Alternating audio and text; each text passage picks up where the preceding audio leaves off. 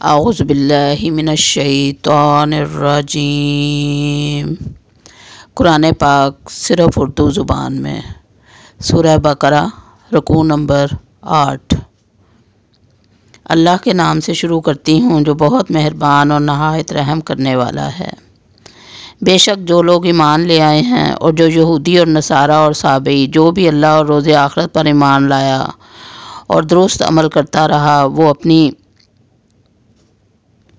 اجرت اپنے رب کے پاس پائیں گے اور انہیں کوئی ڈر نہ ہوگا، نہ وہ غم کھائیں گے۔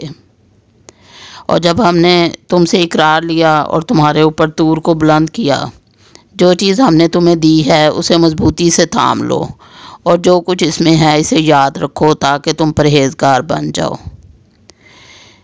پھر اس کے باوجود تم نے منہ موڑ لیا، اور اگر تم اللہ کا فضل اور اس کی رحمت نہ ہوتی تو تم ضرور خسارہ پانے والوں میں سے ہو جاتے۔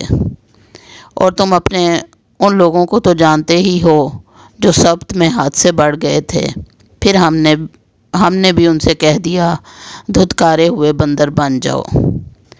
پھر ہم نے اس واقعہ کو اس زمانے کے لیے اور اس کے بعد آنے والوں کے لیے عبرت بنا دیا اور خوف خدا رکھنے والوں کے لیے نصیحت ہے۔ اور جب موسیٰ علیہ السلام نے اپنی قوم سے کہا اللہ تمہیں گائے ذبح کرنے کا حکم دیتا ہے، تو وہ کہنے لگے کیا تو ہم سے مذاق کرتا ہے؟ اس نے کہا میں اللہ کی پناہ لیتا ہوں کہ میں جاہلوں میں ہو جاؤں۔ وہ کہنے لگے اپنے رب کو پکار کے ہم پر واضح کرے کہ وہ کیسی ہو۔ اس نے کہا وہ کہتا ہے کہ وہ گائے نہ بوڑھی ہو نہ بچھیا، ان کے بین بین ہو، سو جو حکم تمہیں دیا جاتا ہے اسے بجا لاؤ۔ وہ کہنے لگے اپنے رب کو پکار کہ ہم پر واضح کر دے کہ اس کا رنگ کیسا ہو۔ اس نے کہا وہ کہتا ہے کہ وہ گہرے زرد رنگ کی گائے ہو جو دیکھنے والوں کو مسرور کرتی ہو۔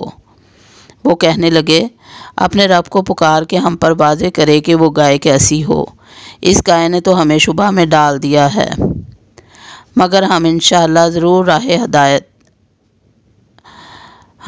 راہ راست پا لیں گے۔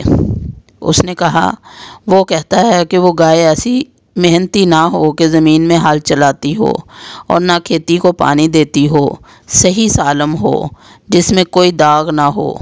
وہ کہنے لگے اب تو نے ٹھیک بات کہی۔ پھر انہوں نے اسے ذبح کیا اور وہ کرنا نہیں چاہتے تھے۔ صدق اللہ العظیم۔